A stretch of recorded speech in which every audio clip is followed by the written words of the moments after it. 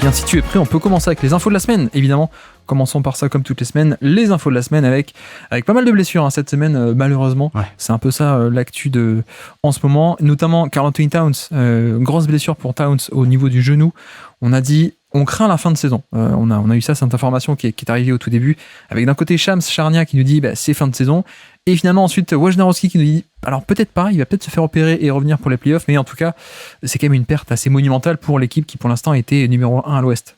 Ouais, c'est sûr, et c'est un peu la chanson habituelle on essaye de temporiser pour garder un peu un espoir ou quelque chose quoi. Je me souviens, c'était avec Kawhi pendant des playoffs où il s'était fait les croisés, je crois, contre le Jazz ou quelque chose d'assez grave, et en fait il l'annonçait en day to day. Donc voilà, mais oui, c'est sûr qu'offensivement... Et finalement, il était revenu un an après. Hein. Voilà. Il n'avait pas du tout joué la fin des playoffs, ni la saison d'après.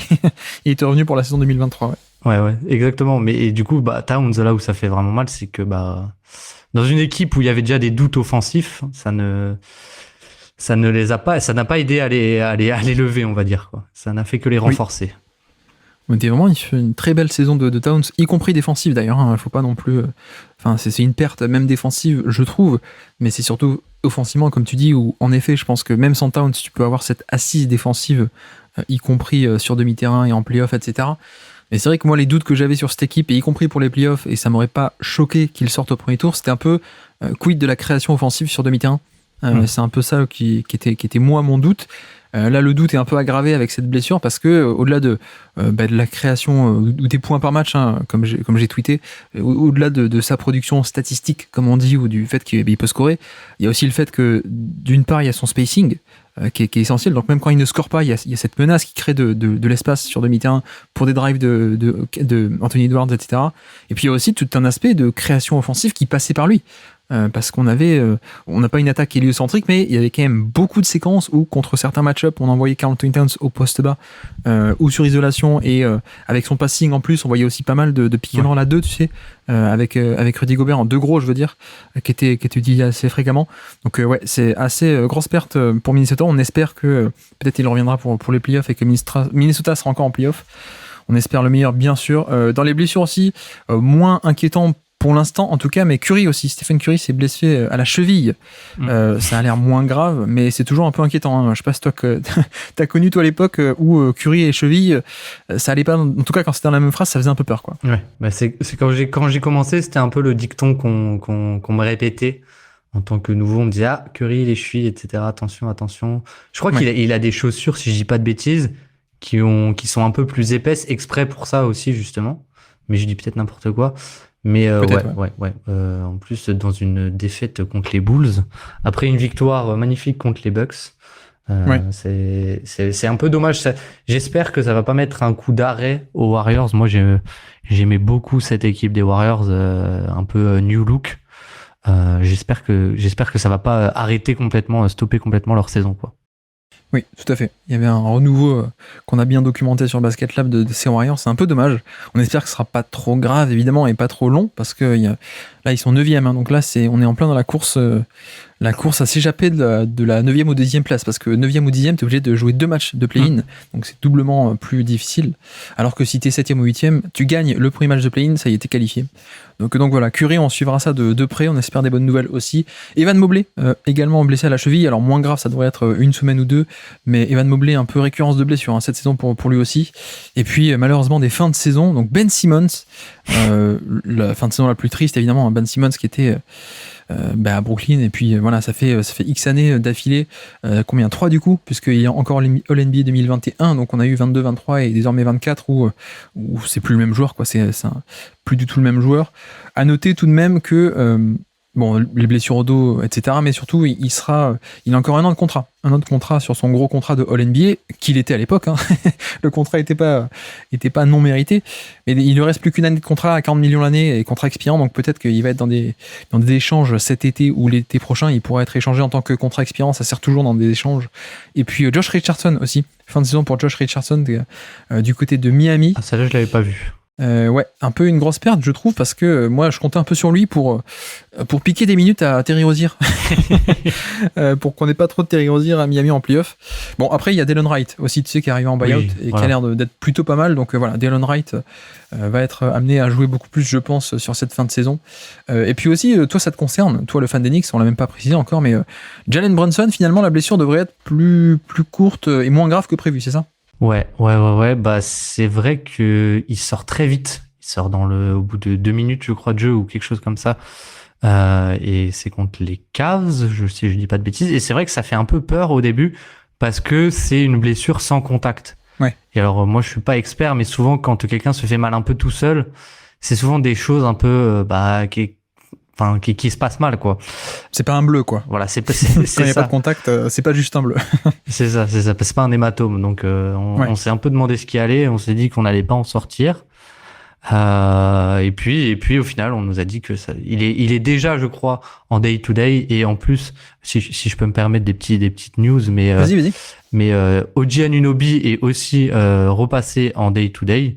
Il joue de nouveau en 5 contre 5 à l'entraînement, etc.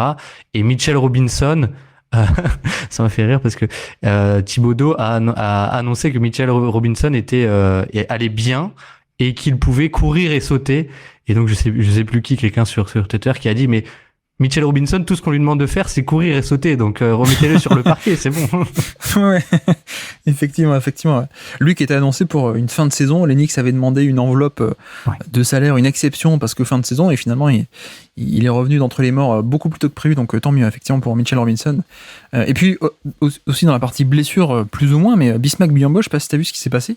Bismack Biyombo qui s'est effondré pendant un temps mort à OKC. Bon, finalement ça va, rien de grave, dit-il. C'est juste qu'il fait du jeûne intermittent et que du coup là ça s'est mal passé. Mais voilà, a priori pas trop de trucs graves pour Bismack Biyombo qui s'est effondré d'un coup, hein, donc c'était un peu effrayant. Et un peu spectaculaire, ouais. Ouais, c'est ça, ouais, tout à fait. Donc voilà pour les blessures, malheureusement un peu la partie triste de cette semaine et de l'actu, mais passons à des meilleures nouvelles. Et nous avons des revenants cette semaine encore. Et oui, ça n'en finit pas. Après les buyouts, nous avons des revenants. Nous avons un revenant qui est revenu en D-League. Est-ce que tu sais de qui je parle, Baptiste? Un petit. Un petit et très bon, tout petit très bon. C'est Isaiah Thomas, effectivement, qui est revenu en D-League à Utah, donc dans l'équipe affiliée de Utah, les Salt Lake City, alors c'est marrant pour plusieurs aspects, parce que bon, déjà il a déjà joué et déjà marqué 32 points je crois, en D-League, mais surtout ce qui est marrant c'est que qui est le président de la franchise de Utah, Baptiste? Danny Ainge, si je dis pas de bêtises. Exactement, donc voilà, un peu le côté, tu sais, Danny Ainge l'a échangé avant de... alors que, bref, il voulait un gros contrat, etc. En plus. Quoi. Ouais. C'est ça, ouais. C'était parce que Isaiah Thomas, même avant d'être tradé, avant d'exploser, au moment où il explose, pardon, à Boston, il était payé un tout petit contrat parce qu'il a explosé pendant ce contrat et donc, il devait avoir l'équivalent d'un contrat max que Danny Ainge ne lui a pas donné. C'est ça, ouais. Donc, voilà. En fait, ce qui se passe, c'est qu'il quitte Sacramento, draft 2011, dernier choix, il fait quelques belles années à Sacramento, il va au fameux Phoenix Suns 2015, tu sais. Il y a 3 meneurs, il y a lui, Dragic et avec Bledsoe, ça marche pas trop. Mais il a ce contrat-là, quoi, qui est de taille pour être un 6e homme ou pas trop, quoi. Et ensuite, il est récupéré à Boston 3 mois plus tard, et à Boston, on dit, ah, tiens, c'est un titulaire. Et puis l'année d'après, on dit, ah, tiens, c'est un bon titulaire. Et puis l'année d'après, on dit, ah ouais, c'est un All-NBA First Team en fait, et il fait une saison absolument fantastique, quoi. Donc effectivement, il a jamais eu ce contrat, donc petit clin d'œil du destin, le fait qu'il aille chez Danny Ainge. L'autre truc qui m'a fait marrer, c'est que donc la franchise de Salt Lake City, désormais la franchise affiliée à Utah, tu sais qu'avant la D-League, alors oui, pardon, moi je suis toujours le gros connard qui dit toujours D-League plutôt que G-League. Je sais pas si vous l'avez remarqué, parce qu'à l'époque on disait D-League parce que c'est la Development League, hein, c'est ça le nom à la base. Et je suis pas trop fan de. Enfin bref, j'ai cette habitude plutôt que de dire G-League pour le sponsoring Gatorade. Mais bref, c'est pas ça que je voulais dire. Non, c'est que tu sais qu'avant chaque équipe n'avait pas sa franchise. Attitré en D-League à l'époque, et d'ailleurs je crois qu'il en reste plus que une ou deux équipes NBA qui n'ont pas leur franchise de D-League. Mais à l'époque, donc avant que ça soit les Salt Lake City, c'était l'époque du Idaho Stampede.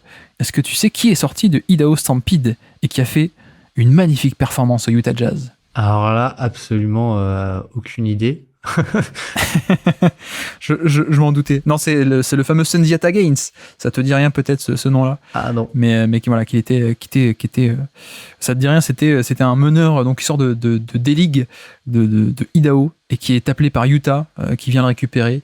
Il devient titulaire et tout. Enfin, non, il joue beaucoup parce que Deron Williams est blessé et il met un buzzer beater dans son 12e, 3e match NBA contre les Cavs de LeBron James. Voilà. En gros, c'est ça l'histoire. Ok. C'était la magnifique histoire. Ça m'a fait un penser peu à une ça. Jeremy Lin, quoi. Une Jeremy Lin de ceux des Mormons. Ah, c'était un one-shot wonder absolument exceptionnel, Sundiata Gaines. C'était magnifique. Magnifique. Les Idaho Stampede qui sont désormais donc les Salt Lake City. Et Isaiah Thomas qui s'accroche, mine de rien. Ouais. Donc voilà, c'est un peu une news anecdotique. Mais parmi d'autres revenants aussi, Taj Gibson à Détroit. Mais tu nous avais pas dit qu'il était plus au Knicks, Taj Gibson. Qu'est-ce qu'il fait à Détroit maintenant? Il a signé un contrat de 10 jours là-bas. Je crois qu'il était à moitié dans le staff des Knicks, j'avais compris moi. Oui, c'est curieux parce qu'il a signé, je crois, si je dis pas de bêtises, 3 contrats de 10 jours en tout. Il a signé un premier qu'il a prolongé, puis il a été coupé, puis il a été re-signé un contrat de 10 jours. Et il avait annoncé, enfin c'était annoncé à demi-mot qu'il allait rejoindre le staff des Knicks ou qu'il aimerait bien et qu'il y avait un accord. Et au final, il se fait couper une deuxième fois et il se retrouve chez les Pistons. Moi, j'ai rien compris, mais écoute, je sais pas trop quoi penser de cette news. Franchement. Tant mieux pour lui, hein, après tout. Tant mieux. Ça fait des dollars en plus. Hein. Oui, et puis il continue d'accumuler des équipes différentes dans son portfolio. Et puis Patty Mills en buyout à Miami. Il arrive à Miami, Patty Mills. Et puis Shake Milton d'ailleurs aussi au Knicks.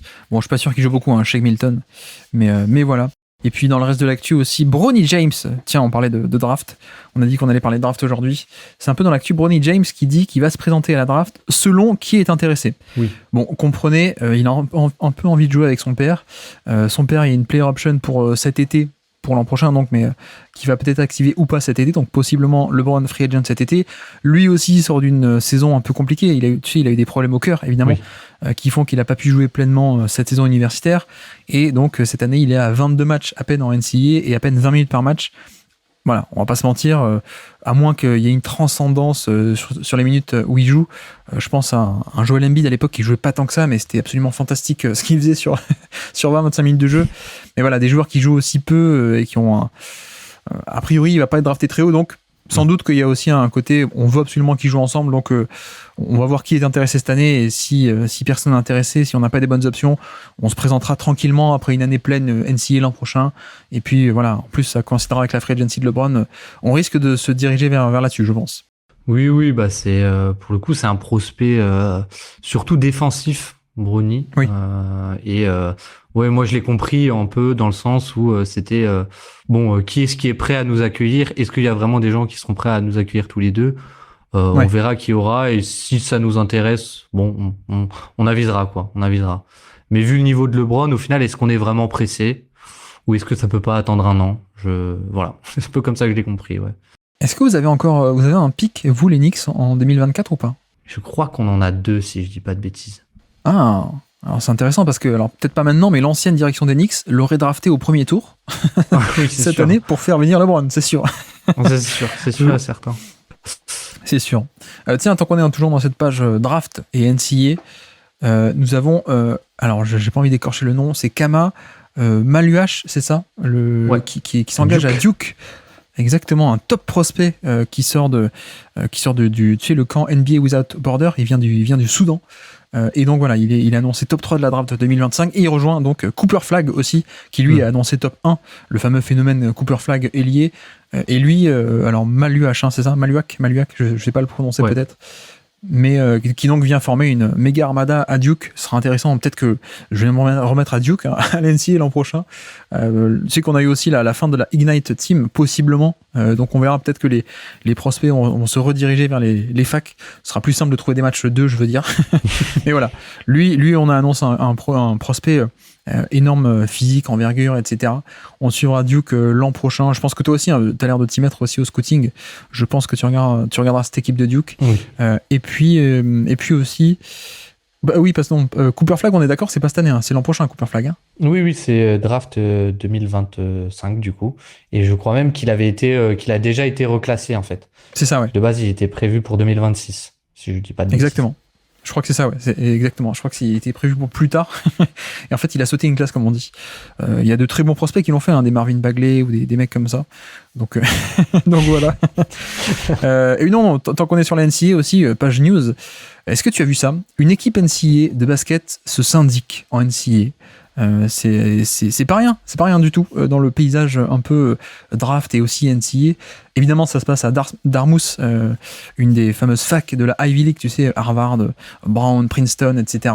Donc ça se passe dans la Ivy League et c'est pas rien parce que c'est la première équipe donc de NCAA de basket ou foot universitaire à se syndiquer. Et le changement, pourquoi est-ce que ça arrive ? C'est évidemment parce que on a eu un changement majeur dans le paysage NCAA qui est que en 2021 on a eu une décision judiciaire de la Cour suprême des États-Unis d'Amérique du monde de l'univers qui a dit non, vous arrêtez, et on commence à payer les joueurs NCAA plus seulement avec des bourses, maintenant ils vont être rémunérés, et donc ça a ouvert la porte à une première rémunération. Et c'est vrai que du coup les joueurs passent d'un statut de simplement boursier, étudiant boursier, à finalement rémunéré. Et donc à Dartmouth, ils se disent maintenant qu'on est rémunéré, on va défendre nos droits, quoi. Et là où ça peut être majeur, et pourquoi j'en parle aujourd'hui, c'est que ça peut totalement changer évidemment à long terme le paysage draft et même NCAA, mais c'est surtout que il y a quand même pas mal d'argent en NCAA. Ouais. Donc ça peut faire jurisprudence et ouvrir pas mal de portes en fait.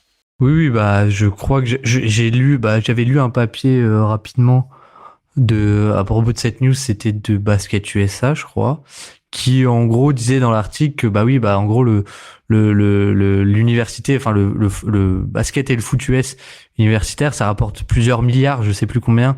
Ouais, 8 milliards, exactement. Voilà. Et donc on peut comprendre que quand il y a un tel, évidemment c'est en comprenant toutes les écoles, toutes les équipes, etc. Mais c'est quand même un sacré marché. On peut comprendre un peu les revendications et les envies des joueurs.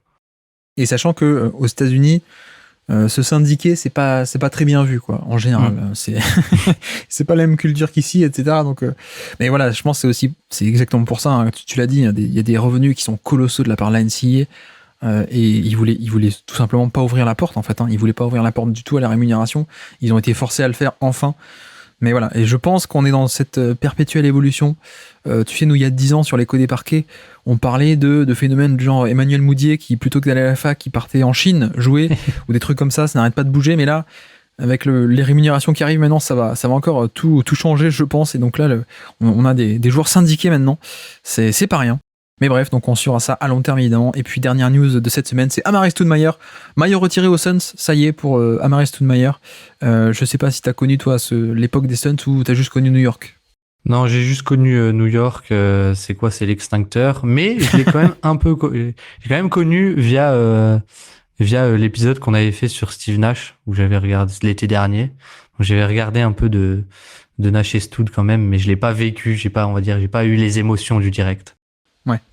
Qui était évidemment pour le plus jeune un finisseur absolument incroyable, qui a des chiffres d'efficacité fantastiques parce qu'il jouait à côté de Nash, mais c'est pas que, il y a d'autres qui ont joué à côté de Nash, mais évidemment Stoudemire qu'on connaît, qui est parti des Suns et qui a fait une première année fantastique à New York aussi avant d'être embêté par les blessures, donc malheureusement.